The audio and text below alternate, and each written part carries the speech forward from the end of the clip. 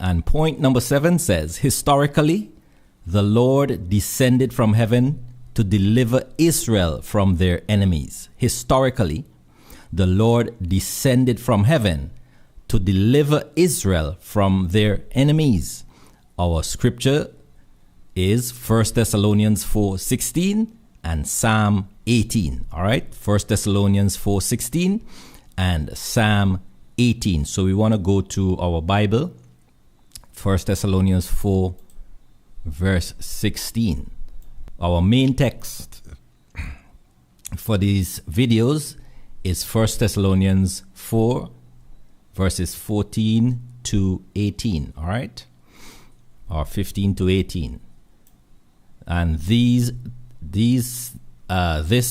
portion of scripture, along with Matthew chapter 24 verses 30 to 34, these are the scriptures that are used to support the rapture doctrine, which basically places the second coming of Christ sometime in our future, at which point the Christians and the saints who have died will be raised up to meet the Lord in the sky and go to heaven with him. That's basically what the rapture doctrine says. And then there's also the secret rapture, which basically is the same thing, except that rapture would happen secretly. But I don't know how it's going to be secret, because if what it says is that the believers will vanish from the presence of the unbelievers. So if they vanish, it's no longer a secret. But anyway, that's what it's called, a secret rapture. However, what we have seen so far, especially in our first 3 points in the first video, we saw the timing of the rapture. That's the most important thing of all these studies that I'm doing, of all these videos that I'm doing on this topic. The most important video is the first one, because it establishes the timing of the rapture was during the time of the apostles, right? All we are doing now is just putting together some of the mechanics of the rapture, like why, how, and what, okay? So 1 Thessalonians 4 verse 16 says, "For the Lord himself shall descend from heaven with a shout, with the voice of the archangel, and with the trump of God, and the dead in Christ shall rise first." Okay? So now I always make this point to folks. You see, the scriptures were written to the Hebrew people. And because of that, there are certain phrases, there are certain ways of speaking that the Hebrews had. There are certain even passages of scripture from the Old Testament which have been reworked into the New Testament. And if you're not familiar with the Hebrew mind, the way they saw things, the way they view things, and even their scriptures, it is very easy for us, coming from a culture and even a religion, because the Christian religion today, the leaders, I'm talking about the modern leaders, they come from a non-Hebrew mindset. And so they tend to look at things from a Western perspective, and a scientific perspective, and a literal perspective. Okay? While the people who wrote the Bible and the people to whom the Bible was written to did not have that kind of thinking. They thought and they looked, their perspective, their worldview was quite different from us. Okay? And so when the Hebrew mind heard the phrase, "The Lord shall descend from heaven," they heard something quite different from what we hear. Okay? Their understanding of that is quite different from our understanding. Good? And this is one of the problems that we have in Christianity, in the modern church today, because we tend to not seek to understand what did the scripture mean to those to whom it was written. We try to understand it in our own modern context. So if we are reading the Lord shall descend from heaven, we are looking literally for a man, a physical body, in a physical body to come out of the sky. We are looking for a man riding on a physical horse out of the sky, you know. But when the Hebrew mind heard this, they understood it quite differently, all right? The question is, why is the Lord descending from heaven? And what did the Thessalonians understand? What did the apostles, most importantly, understand by this phrase? In the Hebrew scriptures, in what we call the Old Testament, or what the Bible called the Law and the Prophets, or the Torah and the Prophets, or the Tanakh, okay? In those writings, historically, we find the Lord descending from heaven to deliver his people out of the hand of their enemies. And this is like, all the years I'm reading the Bible, I'm not realizing that historically, the Lord has been descending from heaven to rescue his people. So the idea that is presented, or the teaching that Paul presents in 1 Thessalonians 4 is not something new, was not something new to the people of God. Okay? It wasn't a new thing. It was something that they knew about, those who had the Hebrew background, and it's something that they understood what it meant. All right? The Lord was said to have come down several times in the Old Testament and to deliver, to judge, to reward, to punish. Okay? And if we remember the circumstances, as we did in the first video, as I said, if you haven't watched the first video in this series, go and watch it, because it's very essential that you have that understanding. The information that is given in that video is essential for you to understand what I'm saying now. You got to remember the circumstances of the Thessalonian church, and not just the Thessalonian, but all the churches at that time when the apostles were writing to them. Okay? We dealt with that in the first video. They were under extreme persecution. Right? They faced death at all times. They were being martyred. They were being killed for their faith. Therefore, it was quite natural and obvious that they would be looking for the Lord to descend from heaven to rescue them out of their persecution, to deliver them from the hand of their enemies. All right? So let us look at one example of what I'm talking about, okay?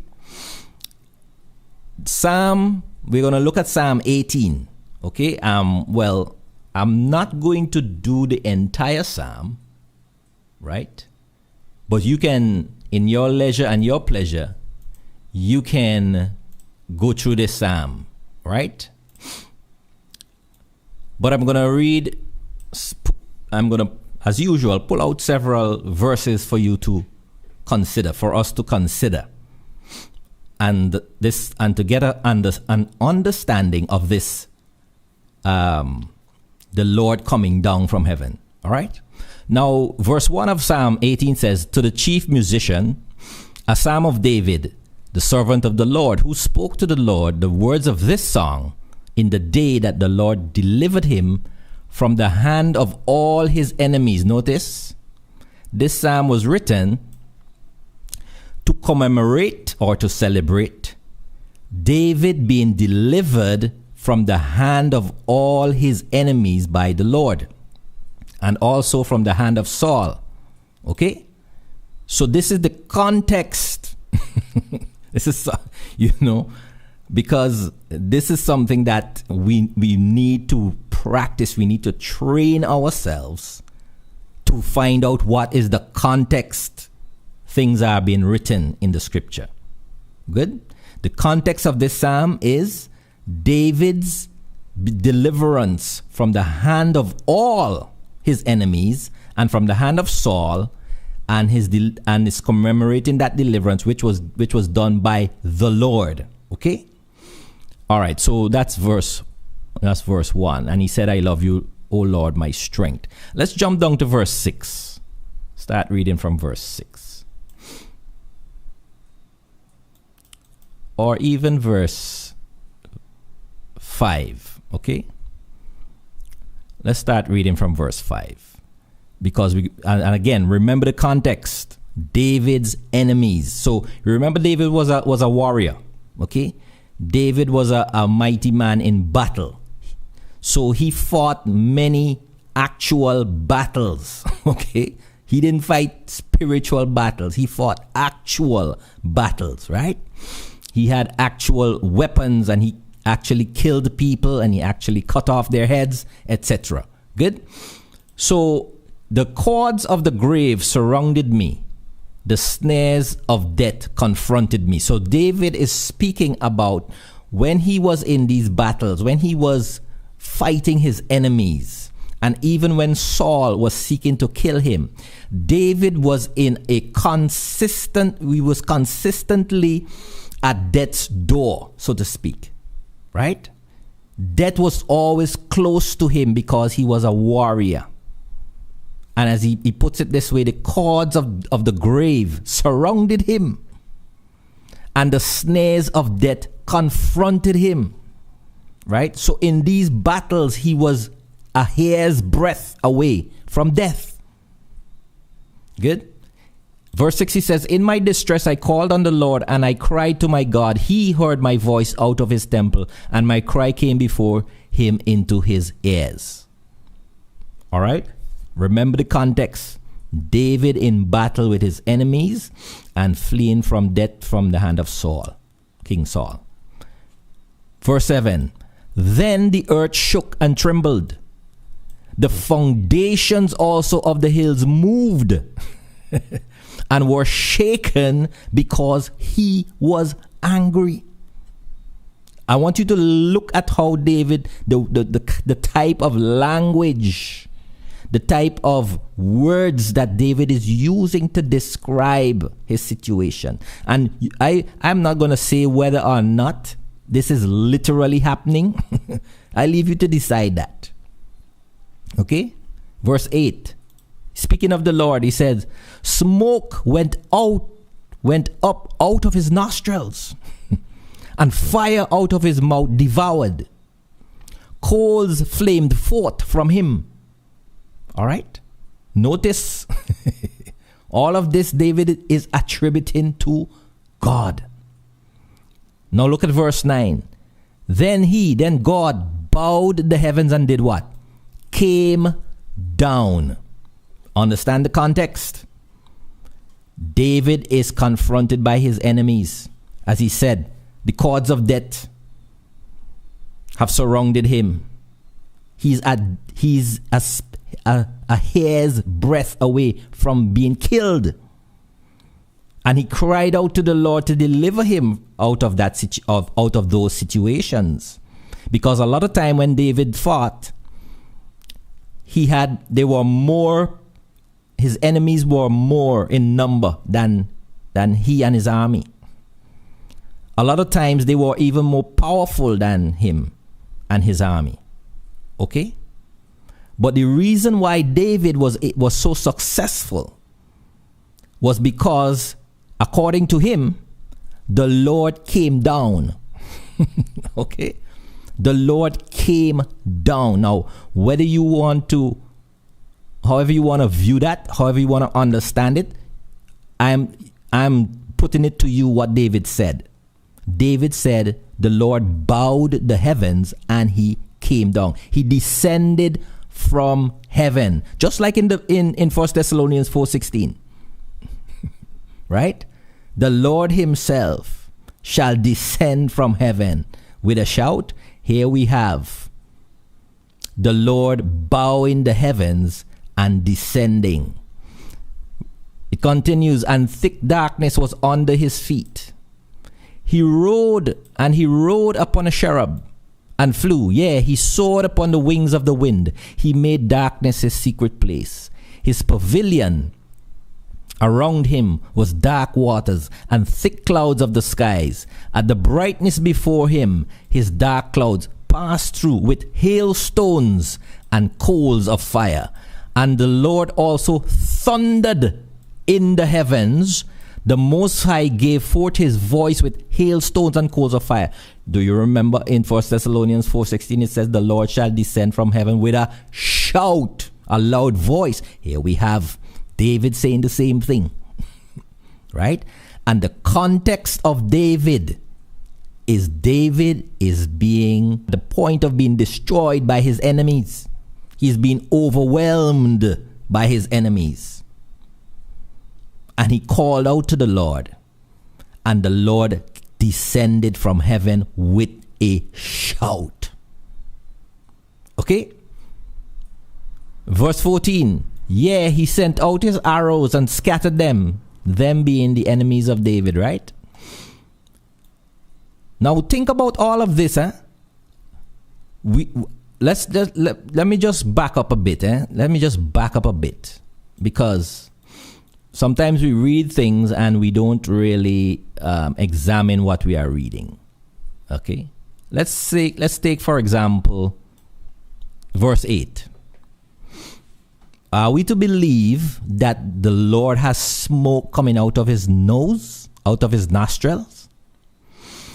Are we to believe that fire is coming out of God's mouth, and that God has nostrils in the first place and a mouth, when Jesus told us that God is spirit? Good. It says darkness was under his feet. Does God have literal feet? Is he a man that has feet? All right. Let's come down a little bit more. The Most High gave forth his voice with hailstones and coals of fire. All right. Yeah, he sent out his arrows. Does God operate with man-made weapons? And scattered the enemies of David. He shot out lightnings and routed them. Then the channels of waters were seen, and the foundations of the world were laid bare at your rebuke, O Lord, at the blast of the breath of your nostril. This is David describing his experience. When he was at the point of being destroyed by his enemies, he called out to the Lord. And the Lord would come down according to David. And when the Lord came down, there were all these sorts of natural phenomena that were happening. Okay? It seemed to me David here was using imagery of natural disasters. Thunderstorms, earthquakes, volcanoes, floods, raging seas, tsunamis as we may call them. The most powerful forces of nature known to man. He was using these things as his reference point to portray to us, to characterize the power of God being exercised on his behalf. All right? Verse 16 says, he sent from on high, he took me and he drew me out of many waters. He delivered me from my strong enemy. Right? So notice the descent, the coming down of the Lord with all of this power and all of these manifestation that David described here. Right? Whether literally or symbolically. I am not even, that does not even come into the picture, right? Because we could have that debate as to whether it was literal or whether it was symbolic. that David was speaking here, right? But the point was, David was at the hand of his enemies. He was being overwhelmed. He was at the point of death. He cried out to the Lord. The Lord descended from heaven with a shout. And he delivered David from the hand of his strong enemy. That is what I want us to see. That is what I want to share with us. That's the context, and that's the understanding, the Hebrew mind of the Lord descending from heaven. Good? And this formula, if you want to call it that, this formula is repeated over and over in the Old Testament. Right? So it's not something new. It is new to us because we were taught that 1 Thessalonians 4:16 meant something else. Right? That is what we were told. We never realized that 1 Thessalonians 4:16 describes something that was always familiar to Israel concerning how God dealt with them. Good? So the Lord delivered David from his strong enemy and from those who hated him, for they were too strong for me. Notice the point that I made just now, that a lot of times David was in over his head in these battles. As we might say, he bit off more than he can chew. His enemies were too strong for him. And I want us, as I go through these things, remember the context of the Thessalonians, because they were in a similar circumstances. But the only thing is, their enemies, their natural enemies were Israel this time. Israel had made themselves to be the enemy in the time of the apostles, in the time of the Thessalonian church, in the time of the early church. And the remnant of Israel, the smaller group now, were the true people of God. And Israel was persecuting the remnant. They were stronger than the remnant. As a matter of fact, the remnant did not fight back. Good? The remnant did not fight back. Jesus' instruction to them was to flee from city to city to escape the persecution. But a lot of them were martyred, killed for their belief. Right? So their enemies were too strong for them. And they, like David, the cords of death were surrounding them. Right? That's why it says in 1 Corinthians 15:26, it says the last enemy to be destroyed was death. And I'm not talking about biological death, as we established already. We are talking about the death of the soul, the disconnection from eternal life. Good? It said they confronted me. The enemies of David confronted him in the day of his calamity, but the Lord was my stay. Right? You go through 1 Thessalonians 4. Right? As a matter of fact, read through the entire letter of 1 Thessalonians. You will see these elements there. You will see Paul seeking to comfort the Thessalonians in their persecution. And 1 Thessalonians 4:16 was the deliverance that they were seeking, and 2 Thessalonians was the vindication they were seeking. Right? He brought me forth also into a large place. He delivered me because he delighted in me. You notice all of these themes are found in 1 Thessalonians, the letter to the 1 Thessalonians. Okay? And also the letter, the second letter to the Thessalonians. So First Thessalonians and Second Thessalonians. Because it says there, the Lord rewarded me according to my righteousness. Right? So that when the Lord descended from heaven, he was bringing a reward. Right? He was bringing a reward. According to the cleanness of my hands, he has repaid me. For I have kept the ways of the Lord and have not wickedly departed from my God. For all his ordinances were before me, and I did not put away his statutes from me. I was also blameless before him, and I kept myself from iniquity. Therefore, the Lord has recompensed me according to my righteousness. You remember Matthew chapter 16, verse 26 and 27. It says there that the Lord will come with his angels and he will reward.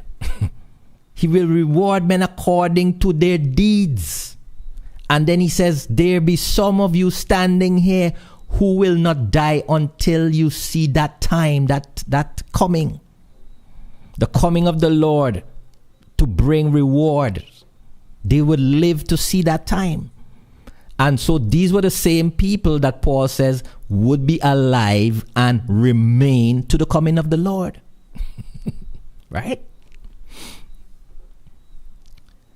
With the merciful, you will show yourself merciful.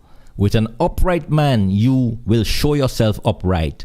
With the pure, you will show yourself pure. And with the crooked, you will show yourself cunning. You remember in Revelation it says, he that is filthy, let him be filthy still. He that is holy, let him be holy still. He that is righteous, let him be righteous still. And he that is unrighteous, let him be unrighteous still. Right? So when the Lord comes, when the Lord descends from heaven, he's coming to rescue his people who are being confronted by their enemy. And he's also bringing rewards for their righteousness. And he's bringing punishment for their enemies. Right? Verse 27 says, for you will save the afflicted people, but the haughty eyes you will bring low. So understand that descending from heaven with a shout for the Thessalonians, it was when they would receive the relief from their persecution at that point. Is when they will receive the reward for their faithfulness to God under those extremely trying circumstances. Right? So David testified, and you could read the rest of the psalm. David testified that the Lord came down from heaven to deliver him from his enemies and to deliver him from death. So too does 1 Thessalonians 4 portray the Lord descending from heaven to deliver his church from their physical enemies, which were Israel, but more so the true enemy, which was death. That's why it says the dead in Christ shall rise, because they had been delivered from death. Death at that point, the reign of death had been brought to an end. See the previous study. See video number 2, which is the rapture happened at the opening of the gates of Hades. Right? Or the rapture was the opening of the gates of Hades. See that? That study, right? Okay. The coming of the Lord in David's experience, the Lord descending from heaven in David's experience, he described it, in very figurative and symbolic language. He called upon the forces of nature, earthquakes, tsunamis, volcanoes. He used that language. And so also is the rapture and the parousia described in similar language.